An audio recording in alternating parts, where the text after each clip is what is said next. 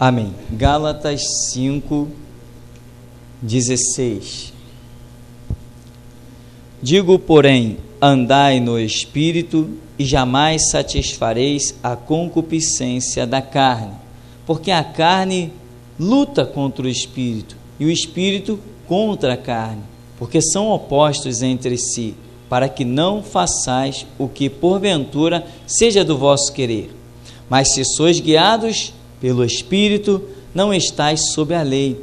Ora, as obras da carne são conhecidas e são prostituição, impureza, lascívia, idolatria, feitiçarias, inimizades, porfias, ciúmes, iras, discórdias, dissensões, facções, invejas, bebedices, grutonarias e coisas semelhantes a estas, a respeito das quais eu vos declaro, como já outrora vos preveni, não herdarão o reino de Deus os que tais coisas praticam.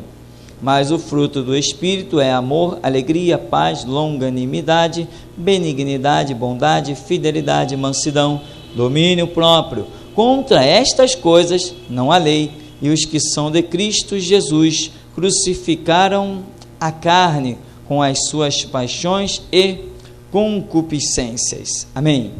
Podem sentar. Irmãos, o apóstolo Paulo foi um homem fundador de muitas igrejas e deixou coisas que realmente, como eu sempre digo, achamos os erros de Paulo como de qualquer outro homem, mas virtudes tão tremendas ele tem que acabam os seus erros ficando muito escondidos, porque o que mais sobressai é a glória da visão espiritual deste homem. E diante de uma carta dessa, por que Paulo está escrevendo isso aqui? Se nós formos observar e estudar, é porque estes problemas estavam acontecendo na igreja chamada Igreja da Galácia. Esse problema também estava acontecendo na igreja de Coríntios. Mas Paulo diz assim: olha, Coríntios, eu vos louvo, porque eu tenho ouvido que entre vós não falta nenhum dom. Aí tem gente falando língua estranha, tem gente interpretando, tem gente que cura os enfermos, tem gente que expulsa demônio, tem gente com visão espiritual, tem gente com sonho profético, tem gente com todos os dons. Não falta nenhum dom aí. Vocês são referencial do que é igreja. Depois que ele dá essa exaltada, ele diz assim: mas tem uma coisa que eu não posso louvar vocês. Tem no meio de vocês coisas tão terríveis que nem entre os ímpios não tem. E ele chega ao ponto e diz assim: tem gente aí que está metido, enrolado com a mulher do próprio pai. Como é que poderia duas coisas tão extremas estarem acontecendo debaixo do mesmo teto? Mas é isso que Paulo está falando, é isso que ele está escrevendo. Aí aqui eu imagino essa carta chegando na mão dessas igrejas, tanto a de Coríntios como a de Gálatas. Será que eles se perguntavam realmente, tipo, será que eu sou um crente mesmo? Nessa noite eu quero me perguntar, e talvez você se pergunte: será que nós somos crentes? Somos, não somos? Somos. Até que se prove o contrário, não é isso? Não é isso que diz a justiça, a lei? Todo homem é inocente, até que se prove o contrário. Estamos todos bem, até que se prove o contrário. E quem é que pode provar o contrário? É a palavra. Quem é que pode provar o contrário? É Jesus, quando bater o seu martelo no seu tribunal. Só ele pode provar o contrário. A Bíblia diz que haverá surpresas. Quando? Naquele dia em que diante dele todo joelho se dobrará e toda língua confessará que Jesus Cristo é o Senhor. Imagina uma lista dessa aqui, uma exortação. Paulo está dizendo, não, digo, andai no Espírito, para não satisfazer a concupiscência da carne. Ele começa a exortar, tem inimizade, tem porfia, tem ciúme, tem iras, tem discórdias, tem dissensões, tem facções, e às vezes, irmãos, o que nós vemos? O que eu vejo nos meus, já passando dos 20 anos de evangelho, era assim, pessoas usadas poderosamente por Deus, mas sempre pegas em falhas primárias.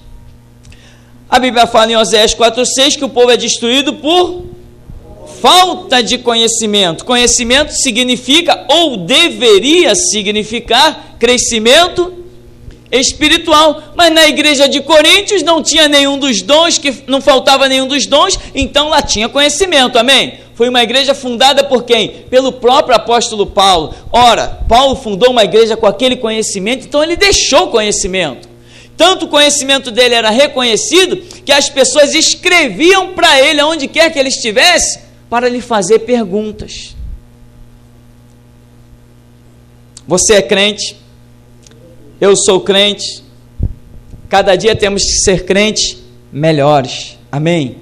Porque se a sua vida estacionar, não, hoje eu sou um bom crente, e daqui a 20 anos eu continuo sendo o bom crente que eu sou hoje, a minha vida não está prestando. Porque a Bíblia diz que nós temos que crescer, crescer, crescer, e se Deus é a fonte, então nosso crescimento não pode parar? Nunca. Se parou, se estacionou, tem coisa errada, tem que entrar para o quarto e chorar nos pés do Senhor. Nós vemos episódios que são dirigidos à igreja, porque as cartas, as epístolas, elas foram dirigidas às igrejas. A Bíblia não foi escrita para o ímpio, a Bíblia foi escrita para o crente. Esse é o nosso entendimento, a nossa filosofia. Em alguns episódios, imagina só, homens nos dias de hoje têm passado por situações. Como seria uma carta dessa na mão de uma igreja e eles olharem, por exemplo, para Josué Elion? Você conhece? Já ouviu falar? Pregador mundial, tem portas abertas para ele pregar no Japão, nação difícil. Este homem chegou a arriscar a sua vida de uma maneira impressionante. Ele contrabandeava Bíblia. E digo mais, para contrabandear a Bíblia, tem que ter um crescimento espiritual muito grande, porque tem um monte de crente palhaço, dizendo que nós temos que obedecer à lei dos homens, que não cresceram. Nós não temos que obedecer a lei de homens, nós temos que obedecer a lei de Deus. Quando o homem diz não faz, mas Deus diz faz, o que prevalece é o que Deus faz. Então ele era um contrabandista e contrabandeava a Bíblia, arriscando a vida. Certa vez chegou numa fronteira, os guardas o mandaram parar, e ele falou: estou frito, cheio de Bíblia na mala do carro. Quando o guarda abriu a mala do seu carro, disse: para onde você está indo? Ah, estou indo para a cidade e tal. Aí ele falou: rapaz, então corre, essa cidade para onde você vai é muito longe, se você demorar, esses tomates que estão aí na mala vai estragar tudo. Aleluia, glória a Deus. Deus livrou, não livrou? Mas teve uma época que Deus não livrou. Esse mesmo Josué Elion, contrabandeando Bíblia no mesmo lugar, na União Soviética, o comunismo pegou esse camarada e lhe quebrou as 2 pernas. Isso diminuiu a caminhada dele? Em nada, só aumentou. O mesmo exército comunista que quebrou-lhe as 2 pernas depois de várias torturas, anos depois estava pedindo para ele retornar lá e pregar e distribuir Bíblia para todo o exército. E ele foi e pregou para os generais, capitães, major e todo mundo, e distribuiu Bíblia para todos os soldados e todos os militares. Aí eu olho para mim e digo assim: puxa, inimizades, porfias, ciúmes, iras, discórdia, dissensões, facções, invejas, será que eu sou crente mesmo? Houve um pastor, também no tempo do comunismo, que esse pastor foi pego, eu não me recordo o nome dele, foi torturado. Pegaram a esposa desse pastor e os soldados comunistas estupraram a sua esposa na sua frente. Um homem desse não negar a fé, eu tenho que olhar no espelho e olhar para textos como esses, inimizades, iras, porfias, discórdia, dissensões, e me perguntar se eu sou um crente. Amém? Este homem passou por esses horrores, depois de apanhar e ser arrebentado, contemplar aquela cena de agressão à sua própria esposa. Resultado, anos depois, um mover aconteceu e soldados e militares do comunismo se converteram. E na igreja desse mesmo pastor veio congregar uns 3 ou 4 militares, justamente os tais que houveram estuprado a sua esposa. E ele os abraçou e disse assim: eu te perdoo, seja membro da minha igreja. Senta aí, ó. Quando a gente olha assim, inimizades, porfia, ciúme, discórdia, Paulo escrevendo para uma igreja, será que essa igreja, olhando o testemunho desse homem, abraçando mesmo com todas as forças, o homem que estuprou a sua esposa diante dos seus olhos, dizendo: eu te perdoo, nós somos irmãos em Cristo Jesus, e eu não abro mão disso, de ser teu irmão em Cristo, remido e lavado no sangue, porque Ele não lembra mais dos nossos pecados, Ele perdoou os meus, eu perdoo os teus. A que ponto eu sou um crente de verdade? Não é da agora que eu me pergunto, não. Na Coreia do Norte, que é a número 1 em perseguição, a Coreia do Norte é a número 1 em perseguição ao cristianismo. O governo coreano incentiva os próprios filhos a denunciarem os pais. No colégio, eles manipulam a cabeça das crianças. A Coreia tem as suas fronteiras fechadas de uma maneira terrível, inigualável. E eles incentivam as crianças, até inocentemente, para denunciar os pais. Indagam se as crianças veem os pais lendo um livro de capa preta. Eles indagam se as crianças veem os pais fazendo orações, dobrando os joelhos. Eles indagam. A Coreia é terrível. Coreia do Norte. E lá na Coreia do Norte, está na lista para ser sacrificada uma senhora de 77 anos, que se mantém firme, não negando a sua fé, na filosofia de Paulo, né? O viver é Cristo e o morrer é lucro. Aí eu imagino o retrato dessa igreja para onde Paulo está escrevendo: inimizades, porfias, ciúmes, iras, discórdia, dissensões, facções, invejas e um monte de horrores acontecendo dentro da igreja. Se eles olhassem para uma senhora dessa de 77 anos, dando testemunho diante de autoridade, sabendo que vai ser martirizada, será que essa igreja da Galácia olharia no espelho e se acharia realmente igreja?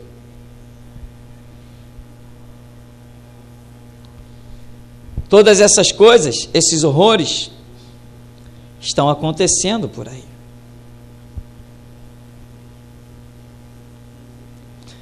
Nós vemos outro detalhe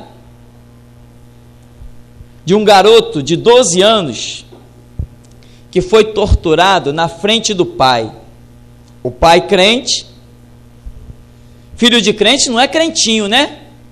Mas o pai crente, um menino de 12 anos, depois de torturarem o pai, pegaram o filho e começaram a torturar o filho, uma criança de 12 anos, na frente do próprio pai. Tudo que estou falando, perseguição religiosa. A única religião que é perseguida é a nossa, é o cristianismo, é o evangelho de Jesus Cristo. Pegaram aquela criança de 12 anos, o pai não aguentando mais ver aquelas cenas horripilantes. De repente o pai fez uma menção assim de pedir os soldados para parar de torturar o seu filho. Quando o pai parecia que ia negar a sua fé, o filho de 12 anos disse assim: papai, não me envergonhe. Não negue Jesus Cristo. Eu estou pronto a morrer por ele. Iras, inimizades, porfias, ciúmes, discórdia, isso não era uma igreja. Isso era mais um antro de prostituição com fachada de igreja lá na Galácia. Era isso que era isso.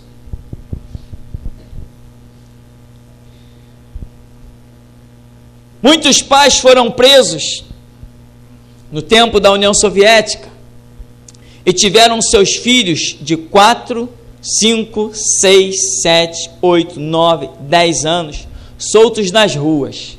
Era proibido que alguém ajudasse essas crianças. Quem ajudasse essas crianças, filhos de crentes cujos pais estavam presos e sendo torturados, quem os ajudasse morreria, seria morto. E esses pais e mães na prisão sabiam que os seus filhos estavam andando moribundos pela rua, que nem um cachorro largado. Se eles quisessem comer alguma coisa, eles teriam que comer do lixo.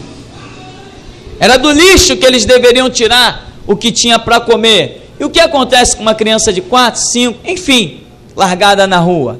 Ela vai definhando, até cair morta. Seus pais sabiam disso, mas não negavam Jesus Cristo. E aqueles que os torturavam, eles ainda tinham a oportunidade de dizer assim: eu te perdoo, Jesus Cristo te ama. E enquanto eles sabiam que os seus filhos estavam caindo de fome e de frio no meio da rua, eles estavam pregando e ganhando almas dos seus próprios torturadores.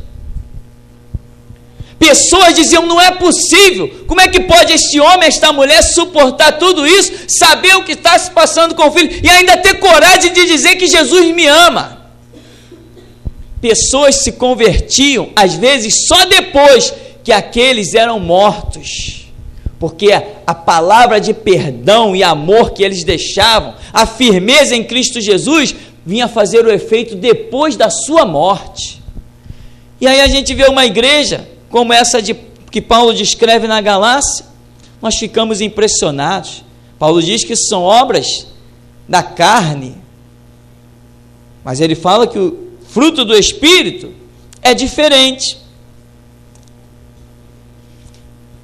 Outro episódio aconteceu, uma menina também de cerca de 12 anos, num campo de concentração. Uma menina de 12 anos foi presa. E no meio da neve, ela tinha que carregar pedras de um lado para o outro, trabalho forçado. Menina de cerca de 12 anos. Não estou falando de mim, de você, que já temos um conhecimento pleno da Escritura. Sabemos tudo de Bíblia, temos Bíblia na ponta da língua. Desmentimos qualquer religião, amém? Damos aula para qualquer um, sabemos o que diz a Bíblia. Eu estou falando só de uma menina de 12 anos, que o que sabia de Bíblia era o que ouvia dos pais, um pouquinho na escola dominical, que era realizada lá embaixo dos cemitérios, porque se saísse na rua e dissesse que era crente, morria. Pegaram uma menina de 12 anos, os pais já tinham sido mortos no campo de concentração, depois levaram ela. Depois de muito trabalho forçado, não aguentando mais, ela caiu sob a neve e ali foi sepultada. 12 anos. Paulo não está escrevendo para gente de 12 anos, está escrevendo para gente, como se diz na gíria, barbada. Gente que deveria saber qual atitude a tomar. Será que se eles olhassem para o testemunho dessa menina de 12 anos, o que eles diriam de si mesmos? Será que eu sou crente mesmo? Será que há realmente o Espírito Santo na minha vida? Ora, Paulo não julga que há. Se ele precisa descrever tudo isso aqui para uma igreja, ora, significa que ele estava achando coisas diferentes nesta igreja. Ele tenta dar tantos ensinamentos, mas chega uma hora que ele não resiste, ele começa a mostrar logo que tem um monte de problemas na igreja. Pessoas estão sendo horrivelmente destruídas nos campos de concentrações, em várias nações onde a perseguição é terrível. Enquanto isso, nós vemos em muitas igrejas aí o retrato do que Paulo descreve aqui no capítulo 5 de Gálatas. Você tem visto? Ou você diz assim, não, eu não tenho visto nada disso do que Paulo fala. Não, eu vivo num outro mundo bem diferente de tudo isso. Em parte da Índia, construíram um templo, e eles intitularam Templo ao Deus Rato. Já ouviu? E de tempo em tempo tem um ritual lá em que as pessoas chegam com um prato cheio de leite, e aquele lugar enorme, tipo um mausoléu, começa a botar rato para fora. E os ratos vão lá nos pratos e começam a comer, beber aquele leite. E o que sobra daquele leite, misturado com um monte de dejetos, as pessoas começam a tomar. E alguns olham para aquilo e dizem, não faça isso. Mas eles dizem, não, vamos fazer. Isso aqui contém a essência do nosso próprio Deus. As crianças serão curadas, os velhos serão curados. Adoram ao Deus rato. Os ratos sobem em cima das pessoas, mordem, roem. Enquanto isso, em algumas igrejas, a gente tem que chegar lá e dizer assim, vocês estão em inimizade, em porfia, ciúme, ira, discórdia, dissensão, facções. Enquanto do outro lado, pessoas estão adorando o rato. Dentro das igrejas, pessoas estão quase se matando. Teve um homem chamado pastor Salomão que foi arrebatado ao céu. E este homem dizia algo que eu não entendia no começo da minha caminhada. Ele conta que no arrebatamento dele, Jesus Cristo o chamou à beira de uma determinada área e o mostrou uma grande guerra.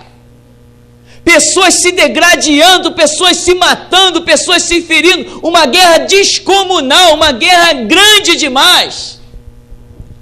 E quando ele perguntou, Senhor, que guerra é essa? Quem são aquilo ali? Representa os filisteus com Israel? Aquilo ali representa os ímpios? Representa quem que representa aquilo? Aí Jesus vira para ele e diz assim, aquilo ali é só o meu povo se matando um ao outro.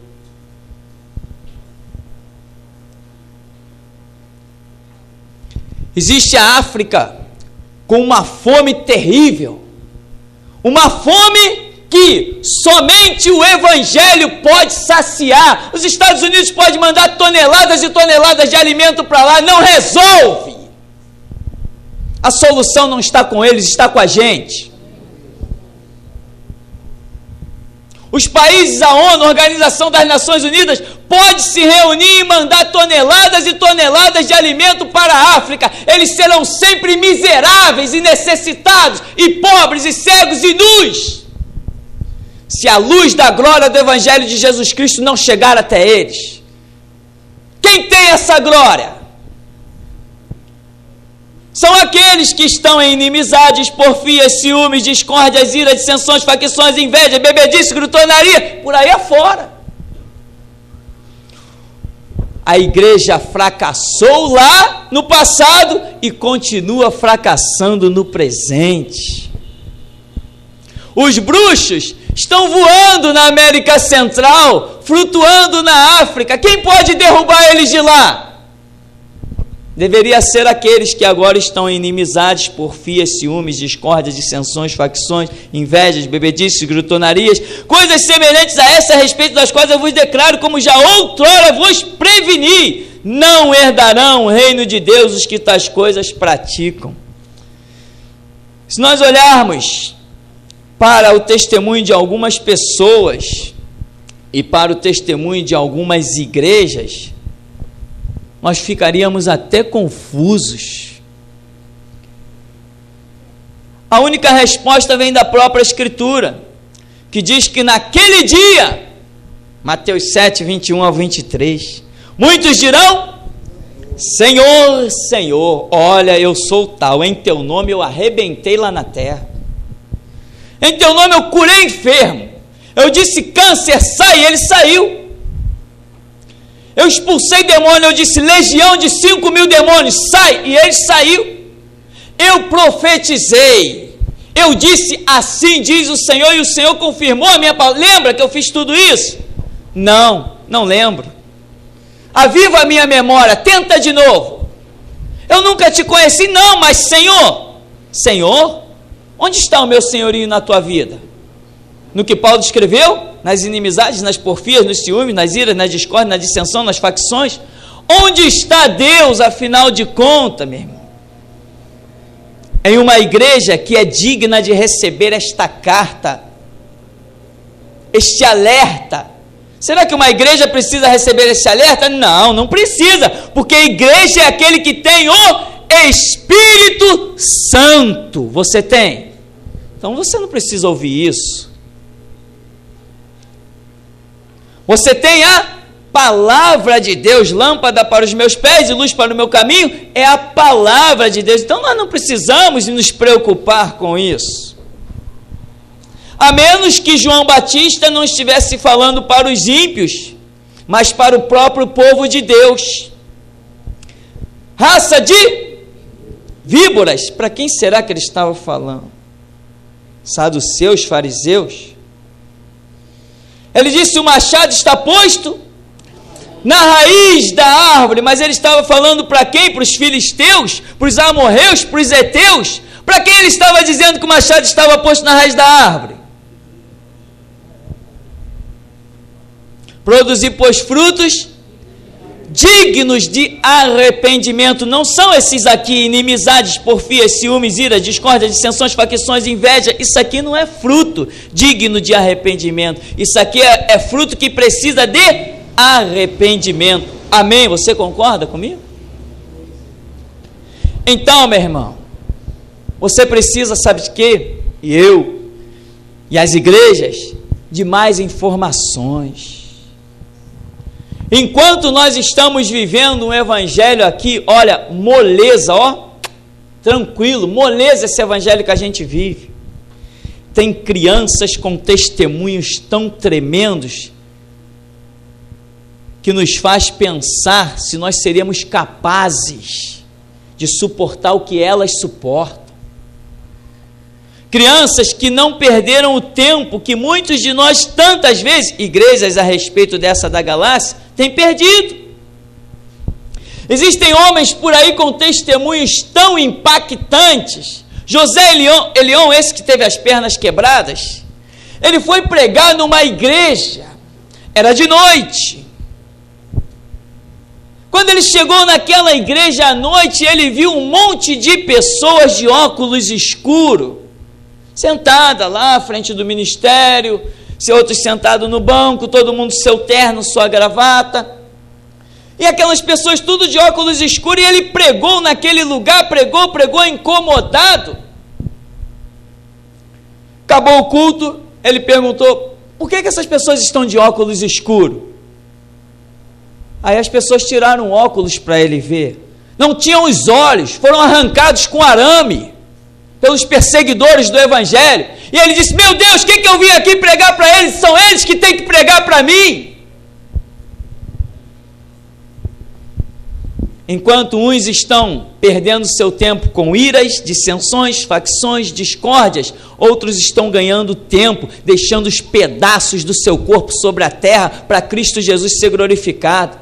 Um dia vamos chegar lá no céu, e Jesus vai mostrar os galardões, o nosso vai ser o último, e o deles será o primeiro. A quem muito é dado, muito será cobrado.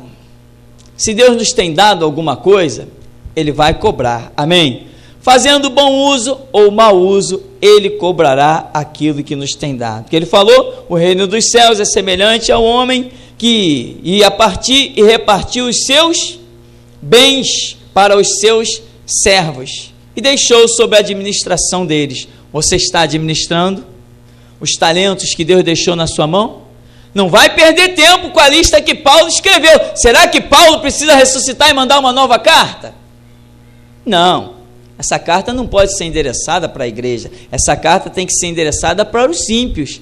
São eles. Olha, vocês que estão em dissensão, facção, discórdia, olha, Deus diz que vocês não herdarão o reino de Deus, mas eu sou igreja, eu estou isento. Eu estou isento?